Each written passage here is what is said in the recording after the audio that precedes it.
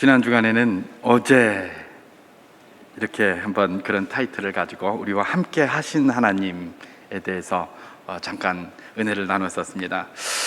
우리 하나님은 어제도 우리와 함께 하셨습니다.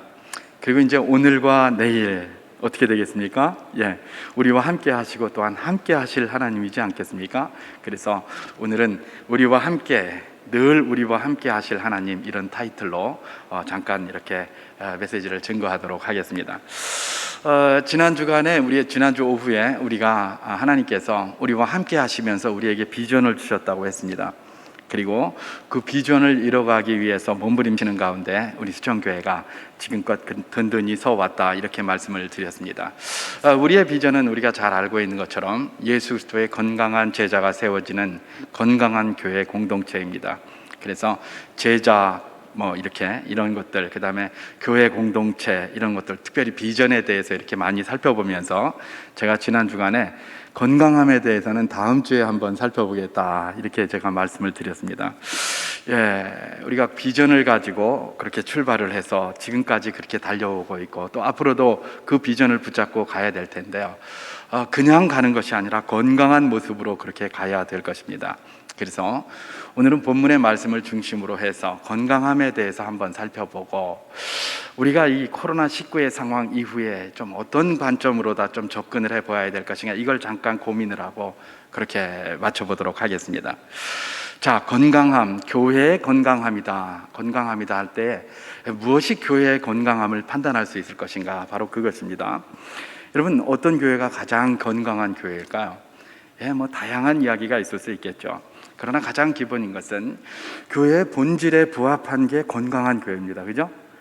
교회가 교회답고, 교회를 교회되게, 예배를 예배되게 우리가 이렇게 찬송을 합니다마는, 교회가 본질에 맞아야 건강한 교회예요. 아무리 멋지고 근사해도 본질에 맞지 않으면 그건 교회가 아닌 것이죠. 건강한 교회가 아닌 거예요. 뭔가 병들어 있어요. 뭔가 병들어 있으니까 다른 데다가 치장을 하는 겁니다. 원래 모두가 그렇잖아요. 그죠? 뭔가 내면이 강건하고 그러면 별로 이렇게 다른 이렇게 군더더기에 치장을 안 해요. 그죠? 근데 그 내면이 뭔가 부족하면 어떻게 합니까? 자꾸 다른 걸로다가 뭔가 치장을 하려고 한단 말이죠. 똑같은 말입니다. 교회가 본질에 충실해 나가면 군더더기 밖에다가 뭘 치장하지 않아도 건강하게 그렇게 성장해 나갑니다. 그게 하나님의 뜻입니다. 그런데 이게 내면이 뭐가 잘 안 돼 있고 본질이 아니고 자꾸 곁가지로 가고 이렇게 되면 뭡니까? 자꾸 다른 것을 통해서 건강함이다라는 걸 보여주려고 하죠. 자, 그러다 보니까 겉으로 볼 때는 현란하고 굉장히 뭔가 멋져 보이지만 사실은 정신만 없지 별거 아닌 것이죠. 한참 지나고 나서 이게 맞나? 이렇게 생각이 들 때가 굉장히 많은 것입니다. 그래서 교회는 뭐여야 한다? 정말 교회가 건강하다라고 하는 판단 기준은 본질에 얼마나 부합해 가고 있느냐, 여기에서 우리가 찾아야 된다라고 생각을 합니다.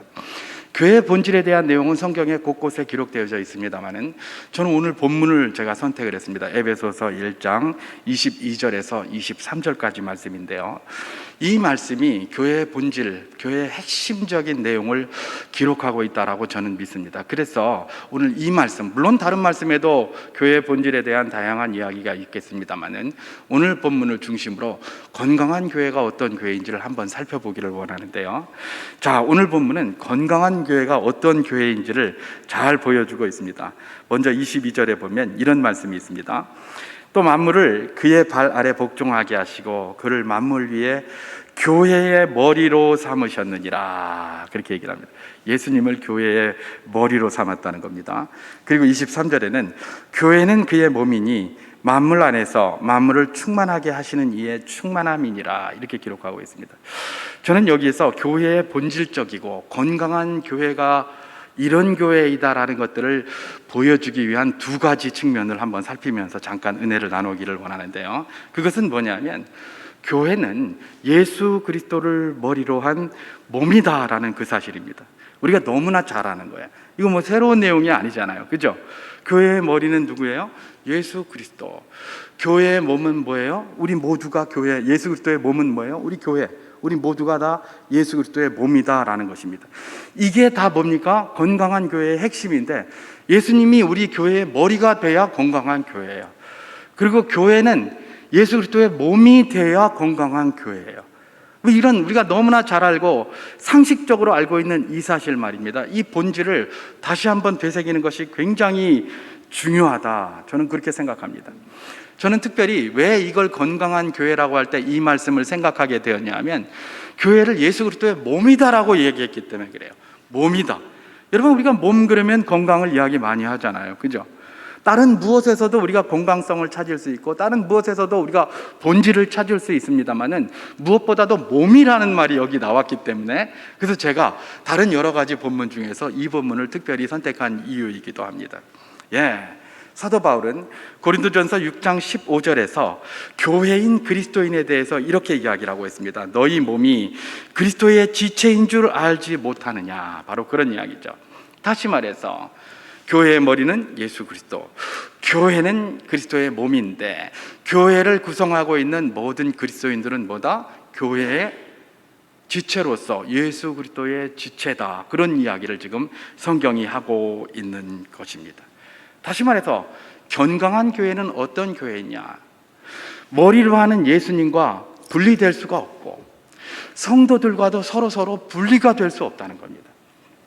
그게 건강한 교회의 표지예요. 건강한 교회의 표지는 뭐예요?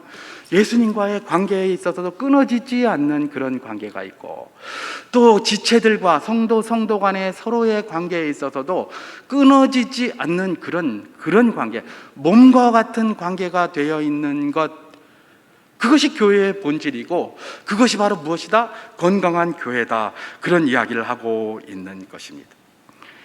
예수 그리스도와 우리가 연결되어져 있고, 성도와 성도가 서로 지체로서 연결되어져 있는 유기체적인 관계, 이게 바로 무엇입니까? 건강한 교회의 아름다운 모습이다. 바로 그 이야기라는 것입니다. 여러분, 유기체에 있어서의 건강함을 나타내는 표지가 뭡니까?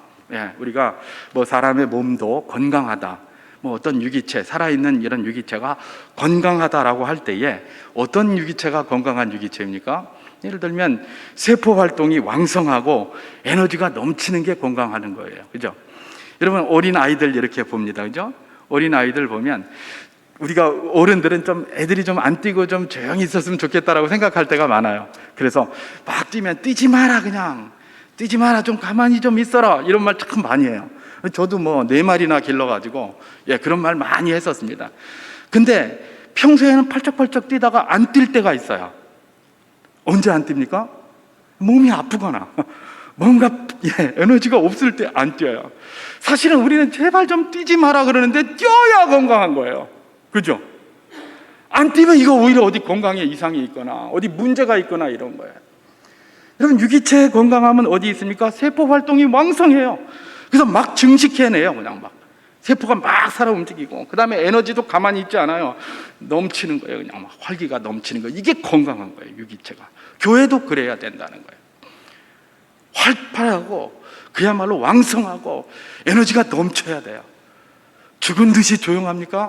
굉장히 경건해 보입니다. 그죠? 근데 그건 경건하다기보다는 에너지가 거의 바닥이 난 거예요. 그죠? 그래서 건강한 교회의 모습에 있으면 뭐냐면 활발성이에요. 상호 간의 관계가 활발해요.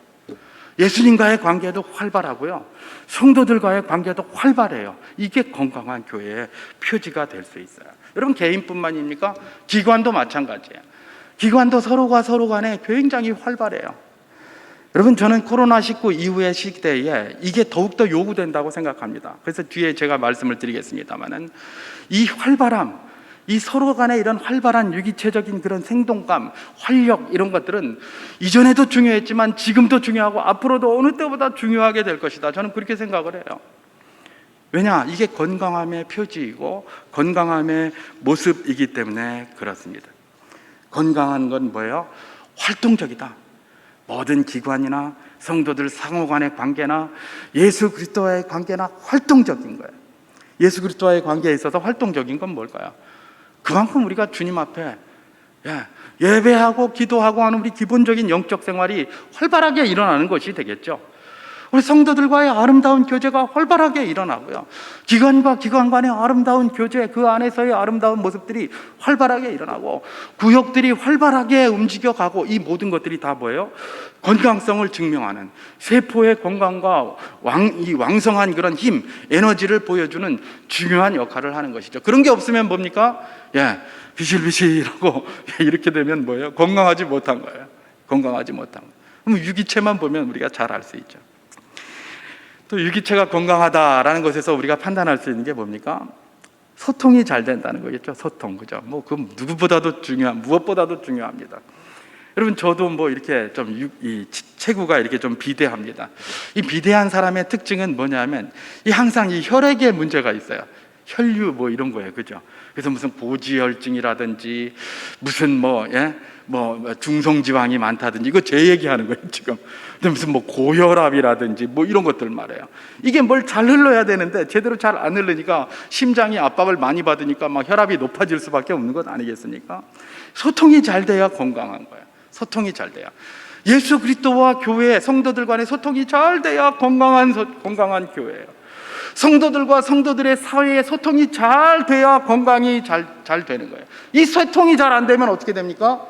우리가 잘 아는 병명, 뇌졸중, 그죠? 뇌졸중이면 머리에서 이야기하는데 몸이 딴짓하고 있어요. 몸이 움직여지지도 않아요. 예수 그리스도께서 말씀을 하시는데 몸에 전혀 움직임이 없어요. 또 서로 간에 이게 도움이 서로 되지를 못해요. 이런 건 다 뭐예요? 뇌졸중 상태예요. 소통이 안 되는 거예요. 건강하지 않은 것이죠. 건강하는 뭐예요? 소통이 잘 된다. 소통이 잘 된다. 소통이 잘 돼요.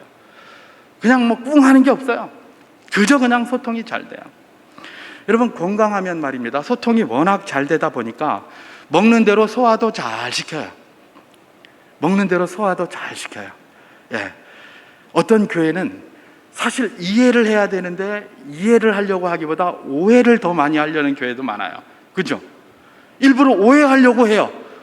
아니 그냥 이해가 되는데 오해를 하려고 막 그러는 거예요. 세상은 당연하죠. 이해를 안 하려고 하고 일부러 오해하려고 하고 그러지만 심지어 교회들도 그런다니까. 그죠? 이해가 되는 것도 이해 안 하려고 하고 오해하려고 합니까? 이게 소통에 문제가 있는 거예요. 먹는 대로 잘 배설해내야 되는데 먹는 대로 잘 배설해내지 못해요. 진짜 건강함은요, 사실 먹는 거는 흐지부지해도 배설 잘해요. 여러분, 박식 박찬을 먹어도 배설 잘하는 사람이 건강한 사람 아닙니까? 그렇잖아요. 아무리 좋은 것 먹어도 말입니다, 이게 배설도 제대로 안 되고 아무리 이러면 이거 건강하지 못한 거예요. 건강한 존재입니까? 유기체가 건강합니까? 뭘 먹어도 배설 잘해요. 뭘 먹어도 살이 되고 피가 돼요. 그게 건강하다는 증거예요. 건강하지 못합니까? 뭘 먹어도 이게 살이 안 돼요. 뭘 먹어도 이게 몸에 안 좋아요. 독소만 쌓여요. 아무리 좋은 거를 먹어도 그렇게 되는 것, 그게 바로 무엇입니까? 이 소통이 안 되는 것의 특징인 것이죠. 그래서 소통이 안 될 때 뭡니까? 계속해서 오해가 늘어나고, 소통이 안 될 때 뭡니까? 계속해서 갈등이 발생하는 것이고, 그럼 거기에서부터 이제 문제가 생기면 서로 간에 뭡니까? 활력이 떨어지고, 활력이 떨어지면 건강성이 해쳐지는 것. 이게 유기체 속에서 우리가 건강함을 잘 발견하는데, 교회가 그리스도의 몸이라고 하기 때문에 우리가 이 사실을 마음속에 잘 새기는 것이 굉장히 중요합니다. 건강하면 뭘 먹어도, 박식 박찬을 먹어도 거기에 열매가 있고 거기에 좋은 그런 결과들이 나오게 된다라는 사실을 우리가 생각하면서, 우리가 소통이 잘 되는 게 건강한 것이구나 라는 것들을 그냥 잘 알고 있지만 다시 한번 마음에 새길 수 있기를 주님의 이름으로 축원합니다. 여러분, 유기체가 또한 건강하다는 건 뭘까요? 면역력이 높다는 거겠죠. 면역력이 높다는 거예요. 여러분, 우리가 사는 모든 곳에는, 교회도 마찬가지고 우리가 사는 모든 곳에는 항상 위험이 존재합니다. 병균이 온 데서 왔다 갔다 해요. 교회에도 온갖 나쁜 것들이 왔다 갔다 합니다. 그런데 면역이 있습니까? 그러면 그런 것들이 있어도 어떻습니까? 잘 막아내는 것이죠. 이게 건강한 거예요. 이게. 여러분, 요즘 우리가 코로나 바이러스 맞습니다. 2차까지 다 맞아야 된다. 또 부스터샷을 또 맞게 될지도 모르겠다. 이런 말들을 하는데, 그거 왜 맞습니까? 면역체를 만들려고 만드는 것 아닙니까? 그죠? 맞는 거예요. 우리 눈에 보이지 않지만 수많은 병균들이 많이 있어요. 그런데 우리가 왜 건강할 수 있습니까? 이런 걸 이겨낼 수 있는 면역이 있기 때문에 그런 것 아닙니까? 건강하다는 건 뭐예요? 면역이 있어요. 면역이 있어서 웬만한 것 가지고 흔들리지 않아요. 2단, 3단 들어봅니까? 별로 흔들리지 않아요. 왜요? 건강하기 때문에 그래요. 근데 건강하지 않습니까? 아무리 건강해 보이고 등치 크고 뭐 이래도 말입니다. 조금만 문제가 생기면 와장창 무너집니다. 왜냐하면 면역체가 없거든요. 면역체가 없거든요. 여러분, 제가 지금 유기체 건강에 대해서 몇 가지를 이야기했습니다. 에너지가 굉장히 활발하고, 그 다음에 소통이 잘 되고, 면역력이 높다. 이 세 가지 정도만 이야기를 했는데 굉장히 많을 것입니다. 여러분, 제가 이 예를 든 이유가 뭐냐면 이게 다 교회와 관계가 돼 있어요. 모든 게 소통과 관계되어 있어요. 예수 그리스도의 소통이 잘 일어나느냐, 또 성도 간의 소통이 잘 일어나느냐, 이거 굉장히 중요합니다. 또 교회의 리더십과 또 성도들과의 소통이 잘 일어나느냐, 이런 것도 굉장히 중요해요. 여러분, 사실은 교회의 리더십하고 성도들 간의 소통이 안 일어나는 경우가 굉장히 많아요. 우리도 굉장히 노력을 많이 하지만 그렇게 안 될 때도 있어요. 그죠? 그래서 사실은 우리 당회는 굉장히 오픈되어져 있습니다. 성도님들이 무슨 제안을 하더라도 내가 제안한 대로 안 됐기 때문에 당회에서 모르나 보다, 내지는 그냥 저기 했나 보다, 이렇게 생각하지 마시기 바랍니다.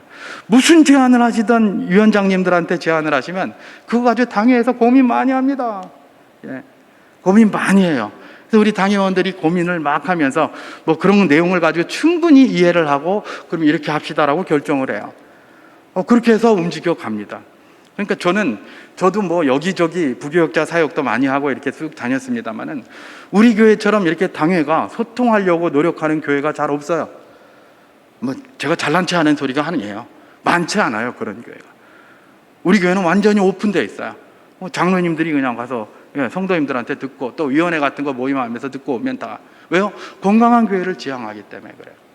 리더십하고 소통이 제대로 안 됩니까? 이거 문제가 심각해요. 교회가 금방 병들 가능성이 높은 것이죠.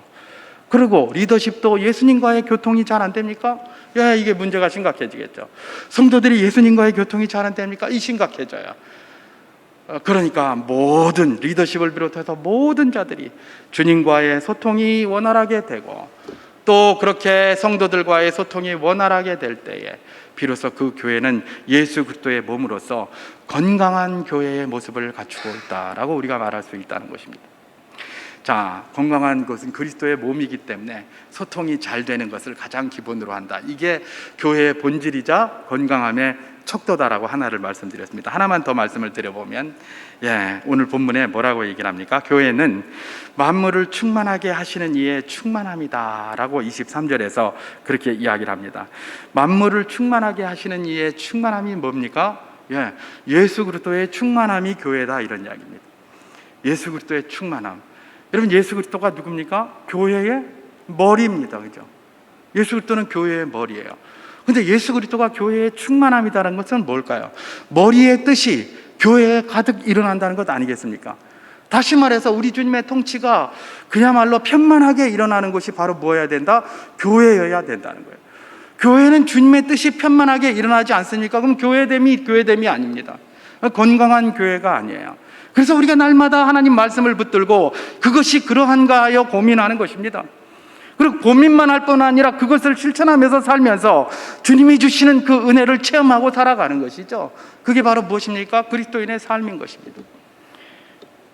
교회는 만물을 충만케 하시는 교회의 머리이신 예수 그리스도가 충만하게 임하는 곳, 이것이 바로 교회다, 그렇게 이야기를 하는 것입니다. 여러분, 교회가 역할을 제대로 감당할 때 이 충만한 곳이 되어야 한다는데, 예수 그리스도가 충만한 곳, 이 충만하다는 말을 헬라어로 이렇게 제가 보니까 플레루메누라고 그렇게 쓰였습니다. 플레루메누, 플레로라는 것의 중간태 형식입니다. 여러분, 이 중간태라는 말은 이 헬라어에 있는 아주 특별한 태입니다. 태. 그래서 영어에 보면 능동태, 그 다음에 수동태, 이런 거 있죠. 우리나라에는 뭐 능동사, 피동사 뭐 이렇게 얘기를 하는데, 영어에는 능동태, 수동태 뭐 이렇게 있습니다. 근데 이 헬라어에는 능동태도 있고 수동태도 있고 중간태라는 게 있어요. 중간태. 이 중간태는 능동도 아니고 수동도 아니고 능동도 됐다가 수동도 됐다가 한 중간쯤 돼 있는 거예요. 이게 중간태예요. 그러면 여기서 플레루메노, 충만케 하다는 것은 능동으로 해석해야 될 것인가 수동으로 해석해야 될 것인가, 해석이 분분해요, 이것 때문에. 그래서 예를 들면 칼빈 같은 분들은 이걸 갖다가 능동태로 해석을 했어요. 그래서 교회가 그리스도를 충만케 한다, 그렇게 해석을 했어요. 그런데 이제 많은 학자들은 이걸 수동으로 해석하죠. 교회는 그리스도의 충만함을 입는 곳이지 그리스도를 충만하게 하는 곳이 아니다, 그렇게 이야기를 하는 것이에요. 예, 그분들 말도 맞는 것 같고 칼빈 말도 제가 볼 때는 틀린 것 같지가 않아요. 칼빈도 올바르게 해석해요. 왜냐하면 이 바울이 뭘 썼습니까? 중간태를 썼기 때문에 그래요. 중간태. 중간태가 뭐라고요? 예, 능동도 수동도 다 될 수도 있고 그 어중간한 어디에 속한 거예요. 여러분, 제가 이 중간태라는 걸 자꾸 강조하는 이유가 있습니다. 사도 바울이 예를 들면 석학이 아니라면, 사도 바울이 석학이 아니고 뭐 철자법도 틀렸다면 뭐 중간태를 쓰던 이런 것들이 그렇게 크게 중요하지 않을 거예요. 근데 우리가 잘 아는 것처럼 사도 바울은 신약 성경에 13권을 쓴 사람이에요. 그리고 히브리서까지 포함하면 14권을 쓴 사람이고, 사도 바울은 그야말로 학자들이 다 인정하는 바 석학이었고 굉장한 문필가였다고 그렇게 이야기를 하지 않습니까? 사도 바울의 문체가 막 그냥 유려하다라고 그렇게 이야기를 합니다. 그런데 이 사도 바울이 능동태의 말도 있고 수동태의 말도 있을 텐데 왜 하필 중간태라는 것을 사용을 해서 이 표현을 했는가? 그럼 우리가 그런 거 생각해 봐야 되잖아요. 능동태로도 쓸 수 있고 수동태로도 쓸 수 있는데, 그죠? 여기 다른 학자들이 이야기하는 것처럼 예수 그리스도로부터 충만케 채워지는 것이 교회다라고 수동태로 쓸 수도 있고, 교회는 그리스도를 충만케 하기 위해서 막 노력해야 된다, 칼빈처럼 능동태로 이야기할 수도 있는데 왜 하필 중간태를 썼냐, 이런 얘기죠. 그죠? 예. 사도 바울이 뭐 문장의 표현 형식이나 이런 것들을 잘 몰랐다면 충분히 뭐 그렇게 할 수도 있겠다라고 생각하는데, 제가 말씀드린 것처럼 사도 바울은 석학이고 그야말로 대단한 사람이었는데 이 사람이 중간태를 썼다는 것은 분명히 거기에 어떤 의미가 있다고 생각되지 않겠습니까? 그러니까 결국은 이 둘을 다 융합한 것이 이 모습이 아니겠는가, 저는 그렇게 보는 것이죠. 그래서 다시 말해서 교회는 어떤 곳입니까? 예, 교회는 기본적으로 그리스도가 충만케 되기를 소망하면서 능동적으로 기도하는 가운데 그리스도가 충만케 채워지는 곳, 그것이 교회라는 것. 그죠? 능동적으로 교회가 기도합니다. 주님, 충만케 하옵소서. 교회가 충만케 되려고 능동적으로 기도하는 가운데 주의 충만함, 성령의 충만함이 교회에 임하는 거예요. 이게 건강한 교회의 모습이라는 것입니다. 결국은 교회는 어떤 겁니까? 주님 말씀 붙들고 기도하면서, 또 오전에 우리 조관호 목사님 설교할 때 말씀하신 것처럼 말씀과 기도만 하는 것이 아니라 그 말씀과 기도한 것을 가지고 실천하며 살아가는 것 말입니다. 그럴 때 거기서 경험이 생기고 체험이 생기고 은혜가 생기는 겁니다. 그게 바로 무엇이다? 건강한 교회의 표지다. 그리스도가 충만히 우리 삶을 주관해야 된다. 이것이 예수 그리스도가 그렇게 하는 것인가? 주님이라면 어떻게 할 것인가? 우리 오전에도 들었잖아요. 그죠? 주님이라면 어떻게 할 것인가? 이게 바로 교회의 통치의 가장 핵심이 되어야 되고, 만물을 충만케 하시는 이의 충만함이 가득한 교회의 건강한 모습이다, 바로 그 이야기를 하고 있는 것입니다. 여러분, 우리 수정교회, 예수 그리스도의 건강한 교회가 세워지는 건강한 교회 공동체를 지향하면서 계속해서 지금까지 달려왔고 앞으로도 그렇게 감당을 해 나갈 것입니다. 건강한 교회로서 건강한 제자를 세워가는 이 수정교회, 그야말로 하나님과 소통 잘 되고 성도와 성도 간에 그야말로 소통이 잘 되고 예수 그리스도의 통치가 충만한 우리 교회, 우리 성도, 우리 가정이 다 될 수 있기를 주님의 이름으로 축원합니다. 그것이 우리가 지금까지 달려온 길이고 앞으로도 달려가야 할 길일 것입니다. 이제 이런 목표를, 이런 비전을 가지고 우리가 달려왔던 지난 시절의 사역들을 한번 좀 살펴보고, 그 다음에 지난주에 원래 좀 살펴봐야 되는데 시간이 좀 없어서 빨리 끝냈습니다만은 이거 잠깐 한번 살펴보고, 이제 코로나 이후에 앞에는 어떻게 해야 될 것인가, 그런 것들에 대한 화두를 한번 던지고 그렇게 마치려고 하는데요. 여러분, 예수 그리스도의 건강한 제자가 세워지는 건강한 교회 공동체, 이 캐치프레이즈, 이 비전, 이 연구 목표를 가지고 지난 10년 동안 우리 수련교회가 달려왔습니다. 그러면서 그야말로 비전만 있어가지고는 아무것도 안 되겠죠. 이 비전을 이루기 위한 사역이 있어야 될 것 아닙니까? 아까 오전에도 조관호 목사님 말씀하신 것처럼 말씀과 기도로 우리 머리를 채웠으면 거기서 끝나면 안 됩니다. 이걸 실천을 해내야 되잖아요. 그래서 저걸 실천하기 위해서, 저 타이틀을 실천하기 위해서, 저 비전을 실천하기 위해서 우리가 다양한 사역들을 이렇게 해왔죠. 뭐 제가 다 일일이 나열을 할 수 없습니다만은 뭐 생각나는 것만 한번 우리 다 알고 있는 것들 한번 생각해 보면, 뭐 예를 들면 실버 사역도 이제 처음에 시작을 했습니다, 그죠? 실버 사역이, 제가 처음에 실버 사역을 시작하게 된 게 우리 이제 어르신들이 뭔가 많이 이렇게 하고 싶어 하시고, 또 어르신들이 집에서 이렇게 계시는 것보다 좀 와서 이렇게 좀 교회에 와서 활동적으로 좀 이렇게 했으면 좋겠다, 뭐 이런 이야기들이 그때 의견이 많이 있었습니다. 그래서 실버 사역을 시작을 했습니다. 지금은 실버 대학으로 바뀌었습니다. 근데 처음에는 실버 사역이었어요. 실버 대학하고 실버 사역의 차이가 뭐냐? 혹시 아직까지 그거 헷갈리시는 분이 있으신지 모르겠는데, 실버 대학하고 실버 사역은 굉장히 다릅니다. 실버 사역은 실버가 사역하는 겁니다. 실버 대학은 말 그대로 배우잖아요, 그죠? 다른 사람이 사역하고 우리 어르신들은 그냥 앉아서 배우는 거예요. 이게 실버 대학의 모습이라면, 실버 사역은 어르신들이 직접 사역을 하는 겁니다. 저는 원래 처음 실버 사역을 이렇게 출발을 했어요. 어르신들이 직접 사역하는 거예요. 직접 사역하는 거예요. 아이고, 나이 먹어서 힘들어 죽겠는데 어떻게 사역해? 할 수 있는 걸로 하면 되죠. 힘드는 걸로 안 하는 거죠. 할 수 있는 거면 하면 돼요. 그래서 사실은 실버 사역으로 출발을 했는데 이게 좀 잘 인식이 잘 안 됐어요. 어르신들이 이제 좀 이렇게 좀 전에 이제, 그래서 처음 출발할 때 여기 우리가 컵라면 나눠주는 사람들이 많이 있었기 때문에 그때 그런 사람들한테 이 컵라면 하나 나눠주는 것부터 우리가 사역을 시작하자라고 저는 생각을 했었어요. 그 기본이 이제 이렇게 나눠져 있었습니다. 그런 기본이 있었기 때문에. 그러면서 이게 이제 나중에 음악도 배우고 그러면, 우리 실버대학의 이전에 샘물교회에서 은퇴하신 장로님들, 권사님들이 음악 연주하러 오고 뭐 그랬던 거 몇 번 보셨을 거예요. 저는 사실 그런 걸 만들고 싶었어요. 그래서 우리 어르신들 가운데 이렇게 배워가지고 그런 달란트를 가지고 다른 데 가서 섬기는 거예요. 그분들이 얼마나 은혜 받는지 몰라요. 그분들 자기들이 돈 다 내가지고요, 우리 교회에서 와서 수고한다고 뭘 저기 하면 자기들이 헌금하고 가고 그래요. 그 오고 싶어가지고 장소만 마련해 달라는 거예요. 하고 싶어가지고. 자기들이 그렇게 하고 나면 너무 막 자기들도 기분이 좋고 삶의 보람도 느끼고 영적으로도 충만해지고 막 그러는 거예요. 굉장한 효과가 있거든요. 여러분, 내가 다른 사람이 가르치는 거 배우는 것도 효과가 있지만, 내가 직접 앞에서 서서 하면서 다른 사람이 기뻐하고 그것 때문에 변화되는 모습을 보면 너무나 기뻐요. 그럼 목사 왜 하겠습니까? 그런 기쁨으로 하는 거예요. 여러분, 선생님들 왜 합니까? 그런 기쁨으로 하는 거예요. 월급이나 받으려고 하면 힘들어서 어떻게 하겠습니까, 그걸? 그죠? 내가 누군가, 그래서 주는 것이 받는 것보다 복이 있다. 주님께서 그렇게 이야기를 하신 거예요. 사람이 원래 그렇게 만들어져 있어요. 내가 누군가를 돕는데 누군가가 기쁨을 누립니까? 그럼 감사하고 기뻐하게 돼 있는 게 이게 본성이에요, 본성.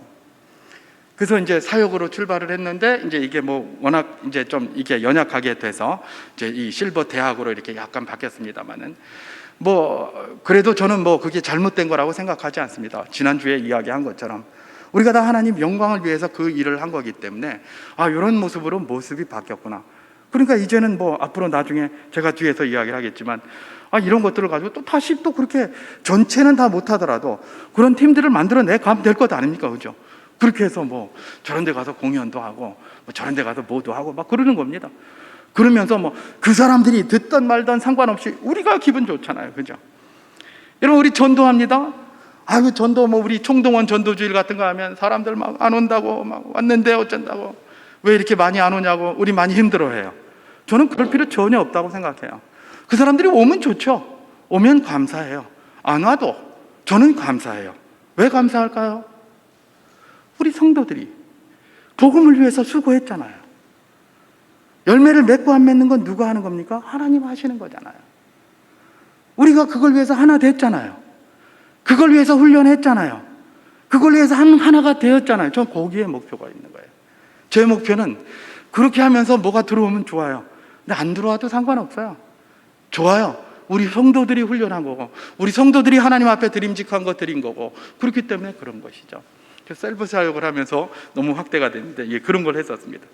또 교회 공간과 성도들의 달란트를 사용한 다양한 문화학교를 우리가 했었죠. 그래서 지금도 뭐 온니엘 사역 그래가지고 진행을 하고 있습니다만은, 온니엘 사역도 이렇게 계보가 있습니다. 처음에는 음악에서부터 사실 우리 교회가 이 찬양대와 음악이 굉장히 특화되어 있습니다. 다른 데보다 굉장히 강하고요. 그래서 사실은 그쪽에서 잘 뭔가가 활용이 되면 정말 좋은 게 나올 수 있을 것 같아요. 정말 좋은 게. 저는 우리 찬양대가 이제 뭐 우리 새가족부도 있고 이렇게 합니다만은, 사실은 우리 찬양대가 응집력이 참 좋고, 또 새가족들을 그야말로 이렇게 교회에 정착시키는데 굉장히 유익한 그런 역할을 하고 있다고 생각을 해요. 이게 뭐 새가족부도 열심히 하고 있습니다만은, 이제 예를 들면 새가족부나 예를 들면 구역이나 이런 데서 이 할 때의 그런 어떤 강도보다 우리 찬양대가 그걸 훨씬 더 잘하는 것 같아요. 그래서 사실은 이제 이런 것들이 이제 어느 교회는 뭐 찬양대가 너무 비대하기 때문에 뭐 한다, 찬양대가 뭐 이런 말들이 많이 있어요. 많이 이렇게 있지만 저는 그걸 뭐 일반화시킬 필요는 없다고 생각해요. 교회마다 다 특성이 있고 차이가 있잖아요. 그죠? 그런데 우리 찬양대는 그런 걸 잘하는 것 같아요. 그래서 그렇게 사람들을 좀 흡수를 해가지고 그런 사람들을 세우고, 그런 사람들을 세우는데 여기만 채워야지 이렇게 하면 안 되겠죠. 그런 사람을 그리스도의 온전한 자로 세워가는데 아주 그 문으로, 그 기반으로 잘 쓰임을 받는 것이 굉장히 중요하다고 생각하는데, 초기에 우리가 그 온니엘 사역을 할 때 그렇게 했었어요. 그래서 뭐 찬양팀도 모집하고 이제 여러 가지 이렇게 했었는데, 이제 그게 이제 여러 명이 모여서 하는 것들, 그래서 이제 좀 뭐 발표도 이렇게 하고 이러려고 했는데 의욕이 처음에 너무 크다 보니까 에너지가 많이 들어가고 힘들고 이렇게 하는 가운데 이게 지속되지 못했습니다. 그래서 지금은 이제 원하는 분들을 중심으로 이렇게 소규모로 이렇게 가는 것이죠.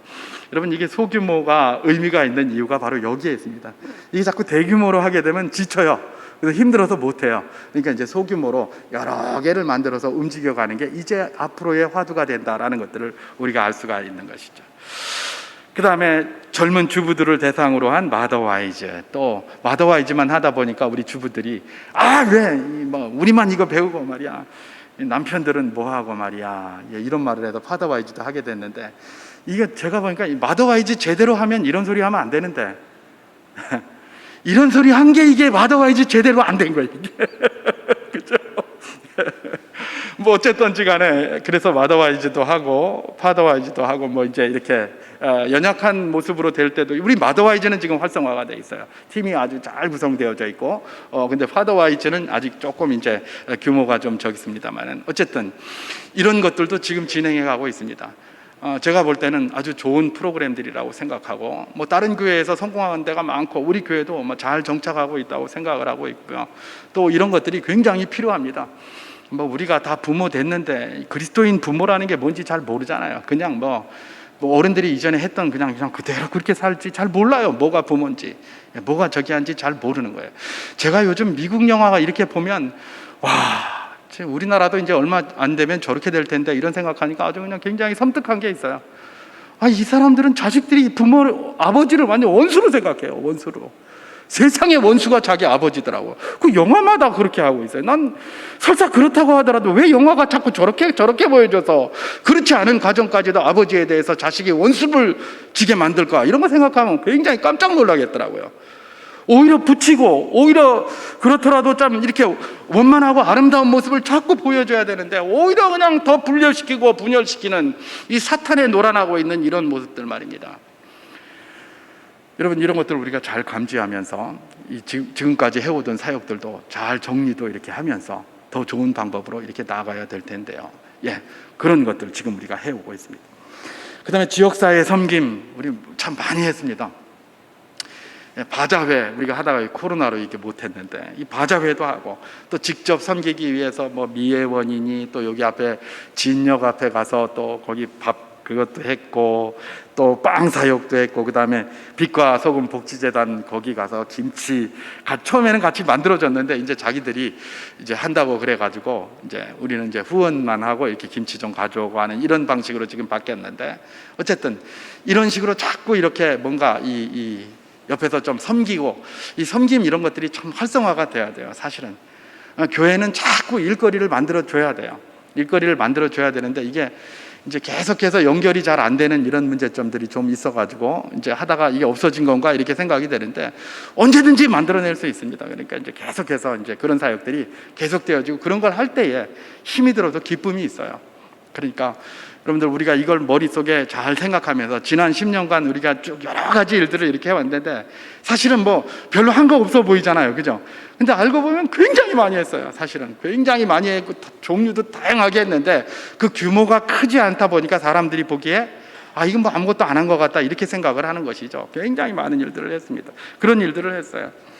그 다음에 뭐 우리 또 1층 만남의 광장에 거기 뭐 도서관을 한번 만들어 보자 이래가지고 많이 이렇게 여기저기 탐방도 하고 막 했는데, 아직까지도 뭘 해야 될지 저 장소가 썩 그렇게 용이하게 이렇게 다가오지를 못해서 지금도 고민 중에 있습니다. 지금도 고민 중에 있고, 또 뭐 어떤 분들은 또 뭘 하다 이렇게 좀 제안하는 그런 분들도 있고, 그런데 그런 것도 좀 보면 획기적인 것도 있고, 그래서 나중에 한번 또 우리 정책당에서 우리 장로님들과 또 한번 이야기도 한번 해보고 그러려고 생각을 하는데요. 지금 우리가 그렇게 해왔습니다. 뭐 여러 가지, 지금 제가 몇 가지만 지금 이야기를 했는데, 여러 가지 사역들을 쭉 진행해 온 것이 지금도 계속되고 있는 것도 있고, 또 중단된 것도 있고, 변형된 것도 있습니다. 그러나 중요한 것은 무엇입니까? 그것이 중단됐든 번영이 됐든 계속되든 성공과 실패는 거기에 있는 게 아닙니다. 그 사역을 통해서 우리 교회 성도들이 하나가 되었는가, 그야말로 서로 소통이 잘 되었는가, 오히려 어떤 사역 때문에 서로 분열이 일어났는가. 분열이 일어난 거면 실패한 거예요. 그러나 그 사역 때문에 뭔가 끈끈하게 응집력이 생겼다, 이러면 성공한 거예요. 심지어 그걸 접었더니 응집력이 생기더라, 그러면 접은 게 성공한 거예요. 계속하니까 응집력이 생기더라, 그러면 계속하는 게 이게 성공을 한 거죠. 그죠? 뭐 그런 모습으로 이렇게 쭉 나가는 것입니다. 각각의 모든 사역 가운데 이후에도 우리가 고민할 때 하나님께서 지혜를 주셔서 또 감당하시는 분들에게 또 힘을 주셔서 잘 감당해 나가는 건강한 우리 수정교회가 될 수 있기를 소망합니다. 자, 그러면 지금까지 온 거는 뭐 너무 짧게 이렇게 지나갔는데, 시간이 너무 많이 가가지고 이야기하다 보면 시간이 왜 저렇게 잘 가는지 여러분들은 지겨우실 텐데 저는 시간이 너무 잘 가요. 그래가지고 말하다 보면 참 이게 죄송스러운데, 이것만 그러면 뭐 이게 두서없이 좀 넘어가게 되는데, 하나 생각해보고 여러분들께 기도 제목과 도전을 주고 한번 마치려고 합니다. 2022년 뭐 지금 올해 지금 우리가 들어섰습니다만, 작년에 이 코로나19라는 엄청난 상황이 우리에게 펼쳐졌습니다. 그러면 사실 이전에는 뭐 물론 사회 시스템도 마찬가지일 겁니다. 이 세상의 모든 시스템도 그럴 거예요. 특히 교회도 그래요. 이전에는 선배들이 하던 모습 보고 그 뒤에 그림자 따라가면 됐어요. 그렇게 하면 됐어요. 그러니까 이제 뭐 할 때마다 옛날에 뭐 어떤 목사님은 이렇게 했다, 옛날에 그때 뭐 몇 대 총회에서는 뭘 어떻게 했다더라, 이거 보면 옛날에 그렇게 하면 된다더라, 이게 됐어요. 그야말로 모세가 죽고 났을 때 가나안에 들어가면 들어가던 여호수아, 이전에 광야에 있을 때는 모세 등만 쫓아다니면 됐었어요. 그런데 모세가 죽고 자기가 가나안으로 들어가야 되는 거예요. 그러니까 굉장한 두려움이 있잖아요. 그러니까 여호수아가 그냥 그 군대 장관이 덜덜덜 떨고 있을 때 주님께서 내가 너와 함께 할 테니까 두려워하지 말라, 그렇게 이야기를 하는 거예요. 그 두려워 떠는 게 당연한 거죠. 그럼 전혀 새 시대가 펼쳐지기 때문에 그래요. 여러분, 저는 코로나19의 상황이 물론 다른 조직도 그렇겠지만 이 교회에 그야말로 굉장히 다른 상황을 펼쳐놨다고 지금 생각합니다. 지금 당장 우리 예배만 해도 그렇잖아요. 그죠? 예배만 해도 그래요. 뭐 온라인 예배가 아주 그냥 뭐 자연스럽게 진행되고 있고요. 그 다음에 무슨 뭐 교회에 이렇게 안 나오는 것들에 대해서 이전에는 그렇게 모임을 강조했는데 지금은 뭐 그러지도 않아요. 또 오히려 그것이 미덕이 아닌 것 같이 돼버렸어요. 물론 이따가 이제 얼마 후에 이제 또 위드 코로나 이런 거가 이제 진행이 되면 다시 또 우리가 모이기를 힘써야 되겠죠. 그때는 뭐 또 막 열심히 모이십시오 이렇게 또 많이 해야 되겠죠. 그죠? 근데 하여튼 어쨌든 이 코로나19의 상황이 이제 이런 교회의 이전의 그런 전통적인 방식을 다 틀어놨어요. 자, 이런 상황 속에서 이제 우리는 어떻게 해야 될 것인가? 이전에는 그림자가 있고 발자취가 있으니까 그걸 따라가면 되는데, 이제는 뭐 발자취가 없어요.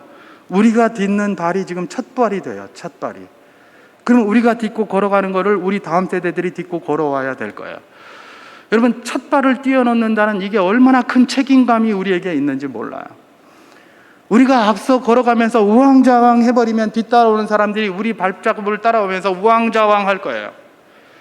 그러니까 한 발을 뛰어놓더라도 잘 뛰어놔야 되고, 한 발 뛰어놓더라도 조심해서 뛰어놔야 되는 게 바로 무엇입니까? 이후에 우리가 걸어갈 길이라는 것입니다.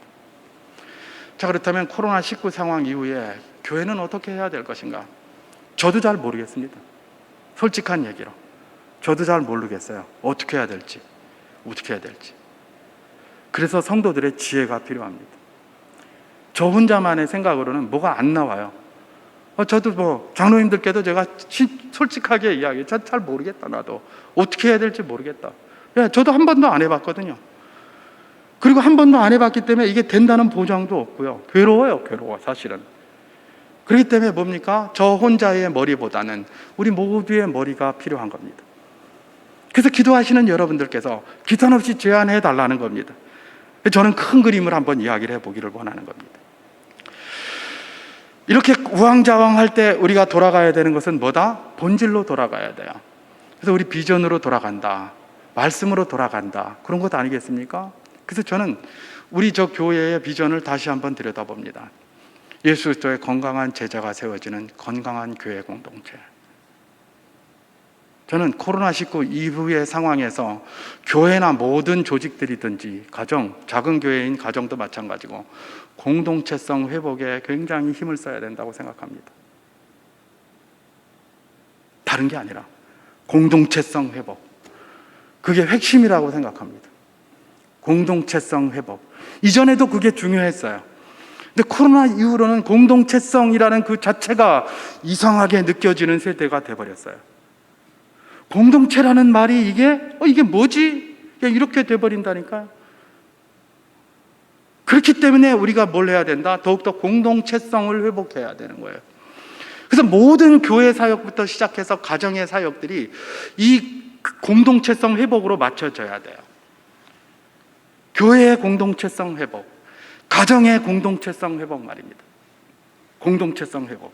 공동체가 교회의 본질이기도 하지만 그렇기 때문에 더욱더 이 코로나19 이후에서는 공동체가 회복되어져야 한다. 그런 이야기를 우리가 먼저 화두에 두어야 될 것입니다.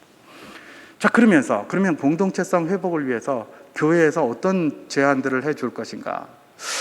저는 몇 가지만 한번 생각을 해봤습니다.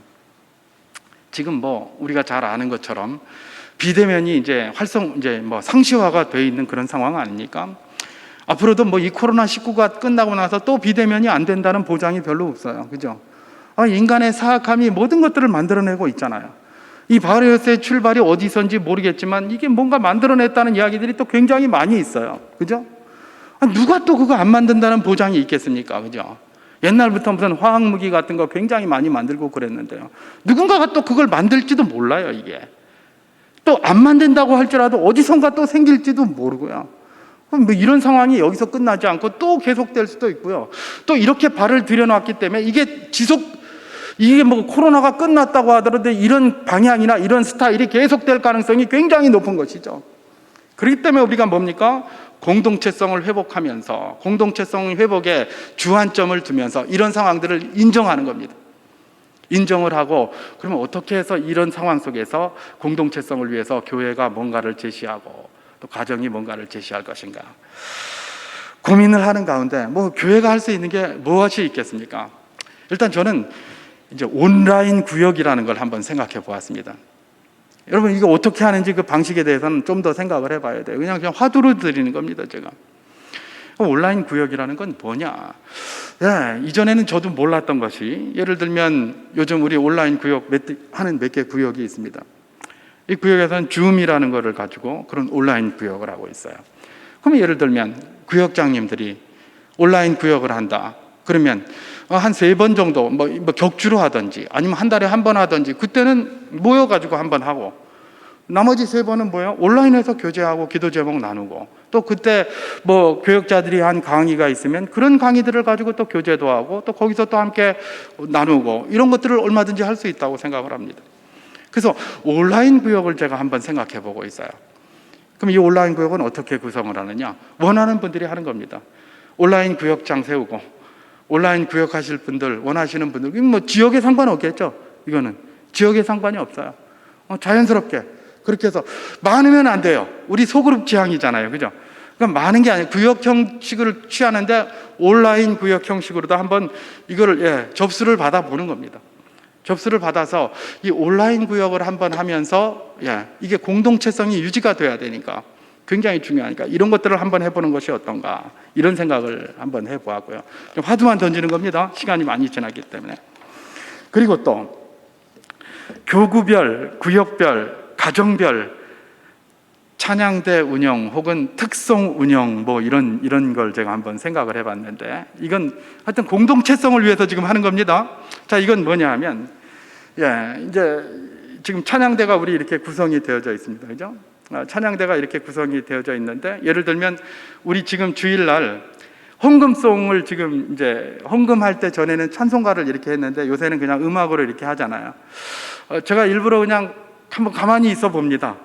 나중에 이 부분에다 이런 걸 한번 채워보려고 그래요. 채워보려고. 물론 이제 이것도 좀 논의를 해봐야 될 거예요. 논의를 해서 어떻게 하는 것이 가장 좋은 것인가. 또 성도들의 피드백도 좀 받아보는 것들이 좋겠죠. 그래서 장로님들이 나중에 아마 이렇게 피드백을 좀 받고 이렇게 하실 텐데, 이건 뭐냐면, 예를 들면 꼭 그것만이 아니더라도 여기 이제 특송 이런 거, 여기 헌금송 이런 거 할 때에 예를 들면 구역별로 나와서 하고, 아니면 가정이 나와서 신청해가지고 한번 하나님 앞에 봉헌할 때에 찬송을 한번 부르기도 하고, 뭐 이런 것들. 그 다음에 찬양대 운영할 때도 이제 예를 들면 뭐 2달에 한 번이든 1달에 한 번이든 연습해가지고, 뭐 예를 들면 어느 교구에서 한번 저기 하고, 우리 찬양대에서 그들을 좀 교육을 해서 그렇게 해서 좀 응집력을 만드는 겁니다. 교구, 구역, 뭐 이런 식으로 다 해서. 또 가정도 마찬가지고, 가정에서도 사실 그래요. 자녀들이나 뭐 가족들하고 뭘 하려고 해도 타겟이 없으면 같이 모이기가 힘들어요, 그죠? 타겟이 있어야 돼요. 그래서 예를 들면 무슨 뭐 온라인 성경 퀴즈 대회, 뭐 토너먼트식 이런 운영들, 이런 거 하는 거예요, 예를 들면. 그러면 그냥 하라 그러면 잘 안 해요. 근데 자녀들도 이거 이제 이게 구역별로, 가정별로 이게 토너먼트식이다 그러면 또 달려들어요. 그래서 그런 타겟들을 자꾸 만들어 주는 거예요. 그래서 일단 뭐 온라인으로다가 하고, 본선에 가서는 뭐 오프라인에서 한다든지, 뭐 이런 방식으로 지금 제가 이제 쭉 그냥 이렇게 나열만 하는 겁니다. 구체적인 것들은 이제 쭉 기록을 해서 이제 나중에 이제 결정이 되면 말씀을 드릴 텐데, 이런 것들이에요. 그 다음에 수련회도 이제는 뭐 교구별로다가 수련회를 한다든지, 이런 것들 말입니다. 교구별 수련회, 뭐 공적 휴일에 맞춰서 교회에서 차량들도 뭐 지원하는 겁니다. 그래서 예를 들면 이날 이 교구에서 저기 했으면 다른 날은 또 저 교구에서 저기 할 수 있고, 뭐 이런 식으로 다. 교회는 그런 것들을 서포트하고, 교구별로, 그러니까 뭐 교구장님들과 또 성도들과 또 구역장님들, 이게 끈끈한 관계를 계속해서, 이전에는 교회를 전체를 했다면 이제 교회 전체가 아니라 그렇게 쪼개서 그렇게 쫙 할 수 있게끔 한번 장을 한번 펼쳐보자는 겁니다. 이게 공동체성 회복을 위한 하나의 중요한 그런 내용이 아닌가, 그렇게 생각을 하는 겁니다. 그러면 전체 수련회 같은 건 어떻게 하냐? 뭐 그것도 뭐 2년에 한 번, 3년에 한 번 이렇게 해서 하면 됩니다. 그렇게 하다가 다 모여서 한번 하는 것 아니겠습니까? 그럴 때에 또 그 안에서 또 풍성한 프로그램이 나오지 않겠습니까? 그죠? 교구별 무슨 뭐 토너먼트식 뭐를 한다든지, 뭐 여러 가지 그런 게 나올 수가 있을 것입니다. 그런 것들을 한번 생각해 보는 것입니다. 그리고 무엇보다도 또 이거 하나 좀 있었으면 전 좋겠다고 생각하는 게, 청장년 섬김사역단. 그래서 이제 뭐 그동안 우리는 뭐 주로 대학 청년부 이렇게 해가지고 뭐 해외 이것도 가고, 그 다음에 뭐 이런데 또 국내에 저런 뭐 농촌 이런 데 가서 했는데, 이 대학 청년들만 하니까 이 시너지가 없어요, 이게 시너지가. 그래서 오히려 어른들하고 같이 뭉뚱그려 가는 거예요. 그럼 어디 좀 막 가서 도울 때가 생겼다 그러면 막 같이 가서 돕는 거예요. 사실 그런 거 해야 힘 생깁니다. 여러분, 지금 우리나라를 이끄는 많은 그런 어떤 막 강력한 조직들, 힘이 있어가지고 그야말로 목소리가 그냥 하나 되고 막 똘똘 뭉쳐있는 조직들은 다 옛날에 농활 다니고 뭐 다니고 하면서 그런 거 하던 조직들이에요.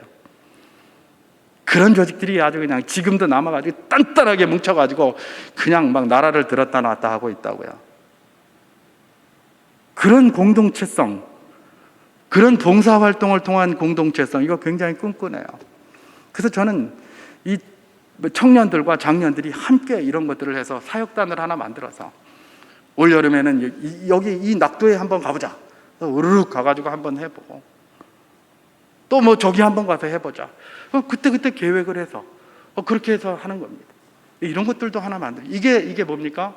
공동체성을 위해서 굉장히 중요한 소규모의 모습이 아닌가 그렇게 생각이 됩니다. 또 하나는 아까 제가 말씀드린 것처럼 그 실버 선교 봉사단 뭐 이런 것들이 있겠죠, 그죠? 그래서 그렇게 몇 분의 어르신들이 그렇게 해가지고 이 교회 저 교회 다니시면서 그런데 가서 봉사도 하시고 찬양 봉사도 하시고 또 뭐 이렇게 아이고 처음에 뭐 우리가 가면 뭐 할 거 있겠어? 아닙니다. 예, 우리가 좀 싸가면 됩니다. 그럼 좋아합니다. 그런 데서 다 오라 그래요. 뭐 이 전국에 뭐 실버 대학이 뭐 한두 개겠습니까, 그죠? 그런 실버 대학에 컨택해가지고 가서 공연하는 겁니다. 가서 그 사람들하고 대화만 하고 오고 격려만 한번 해줘도 굉장한 힘이 되는 거예요. 지난번에 그 사역 실버 팀이 우리 그 실버 여기에 왔었습니다. 와서 우리 실버 대학에서 공연을 하고 당회실에 저기 앉아가지고 같이 대화를 하는 가운데 그 팀 가운데 한 분이 예수 안 믿는 분이 하나 있었어요. 그런데 이제 그때 우리 박영보 장로님이 그 양반 예수 안 믿는다 하니까 전도를 해가지고 그 양반 신자 됐어요.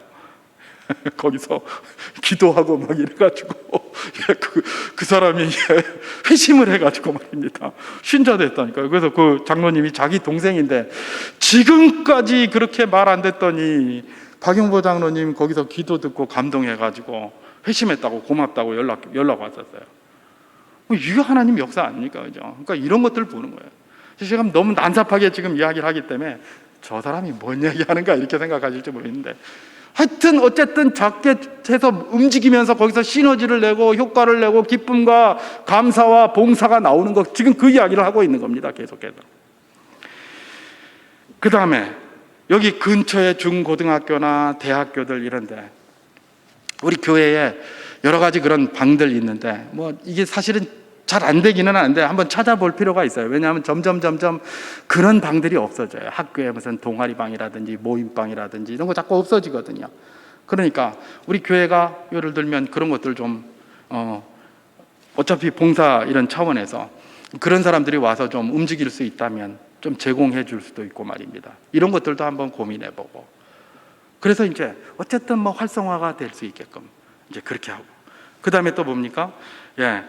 뭐 코로나 이후에는 이제는 우리 교회도 뭐 예를 들면 성지 순례라든지 그 다음에 뭐 비전 트립이라든지 이런 것 좀 한번 해봤으면 좋겠어요.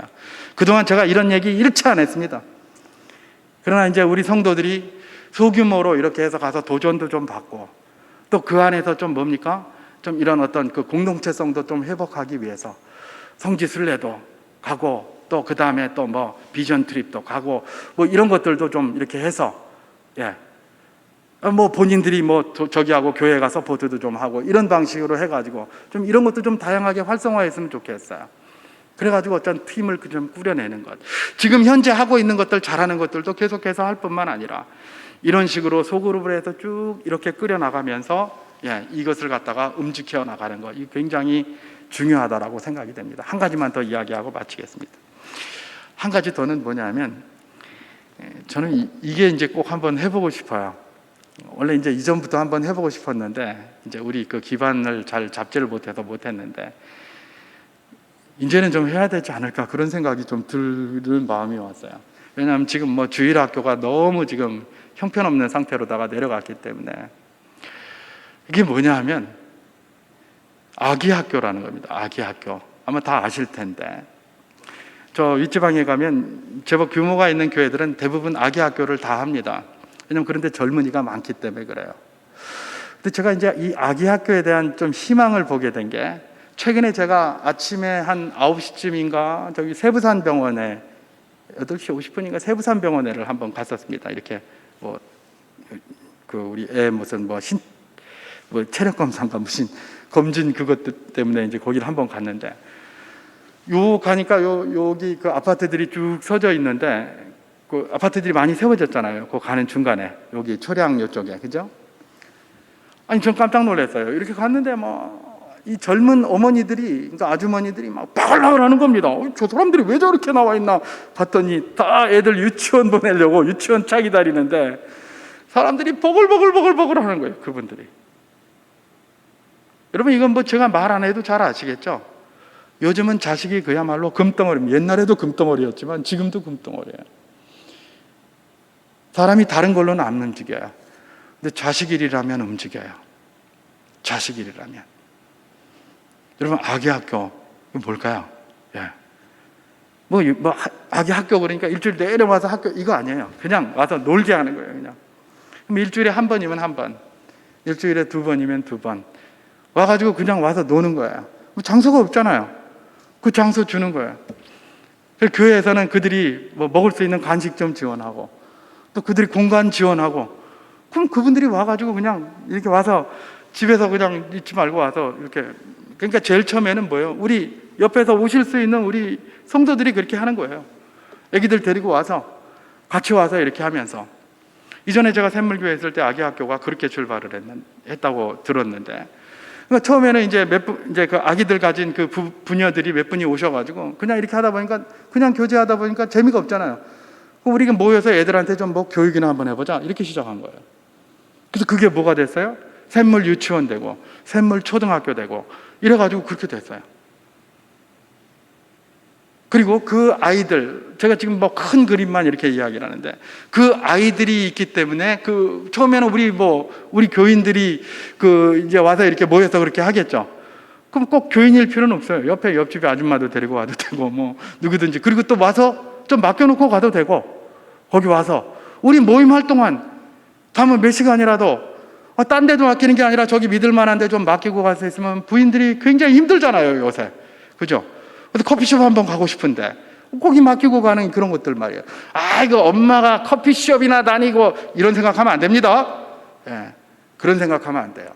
오히려 그런 사람이 있으면 그 아이 우리한테 맡기고 커피숍에 가도 되는데 이러려면 뭐예요? 지금 우리가 뭐 전담 사역자가 없으니까 이제 우리 우리 안에 있는 그런 아기 어머니들 뭐 이렇게 몇 분이 모여서 그렇게 하면 돼요. 그렇게 하다가 필요하면 뭐 전담 사역자도 거기서 좀 불러서 모셔가지고 또 활성화 시킬 수도 있고 말입니다. 저는 이거 굉장히 필요하다고 생각해요. 어떤 안건 중에 하나가 이런 걸 제가 하나 들었어요. 빨래방 뭐 하면 어떻겠느냐 뭐 이런 이야기 하나 들었는데 저도 그 빨래방 그거 참 좋은 생각이라고 생각합니다. 근데 다만 이제 빨래방 같은 건 조금 마음에 좀 걸리는 게 있어요. 왜냐하면 근처에 빨래방 많이 생기면 이제 그들이 이제 생업과 관련된 거기 때문에 지금 옆에 많이 생기고 있더라고요. 그래서 그런 부분들이 이제 조금 저기인데 그런 것들이에요. 예를 들면 꼭 빨래방이 아니더라도 그렇게 해서 그들이 지금 이 근처에는 잘 없는데 그들에게 도움을 줄 수 있는 게 뭐냐, 거기 중에서 특별히 이런 아기들과 관련된 거 우리가 할 수 있는 게 뭔가. 옛날 같으면 선교원 같은 거 이렇게 했잖아요, 그죠? 그게 바로 이 주일학교를 키우는 가장 밑뿌리에 있었어요. 근데 지금은 그 교회들이 못해요, 지금, 그죠? 그러니까 이제는 법이 그걸 못하게 막으니까 그거 말고 더 좋은 다른 우리가 할 수 있는 것이 무엇인가. 그래서 그걸 할 수 있는 장을 마련해주고, 장이 마련되면 우리 이제 직장에 안 가시는 우리 그 아이들하고 어머니가 거기 와서 같이 하고 그 자유롭게 활동할 수 있도록 교회는 시스템을 제공해주고 그분들이 거기서 활동을 하면서 뭐 일주일에 한 번 모이든가 뭐 그러면서 대화도 하고 좋잖아요, 그죠? 뭐 그런 것들을 한번 만들어 보는 것이 어떤가. 방금 뭐 제 생각인지 모르겠어요. 근데 제가 새벽 때마다 기도하면서 고민하면서 생각한 내용들이 이렇게 좀 정리가 됐습니다. 나중에 이걸 정책당에 가서 제가 우리 장로님들하고 다 이렇게 또 구체적으로 한번 논의를 좀 쭉 해보려고 하는데, 제가 성도님들께는 오늘 큰 그림을 하나 이렇게 이야기를 한 겁니다. 이게 다 뭐다? 공동체성 회복이라는 거기에 초점을 맞춰두고 있습니다. 꼭 이거 아니더라도 우리 성도님께서 기탄 없이 그야말로 이렇게 소그룹 형식으로 공동체가 될 수 있고 하나가 될 수 있고 있는 것이 있다면 언제든지 좀 제안을 해 주시기를 바랍니다. 아까도 말씀드린 것처럼 저도 어떻게 해야 될지 잘 모르겠습니다. 우리 중 누구도 무엇이 답이라고 이야기할 수 있는 분 아마 한 분도 안 계실 것입니다. 그렇기 때문에 우리가 뭡니까? 함께 머리를 맞대고 주님 주시는 지혜를 구하면서 함께 걸어가야 되는 것입니다. 그럴 때에 하나님의 은혜가 우리와 함께 하시며 이후에 다음 세대도 하나님의 은혜 가운데 든든히 세워져 가는 우리 시청교회가 되게 될 것입니다.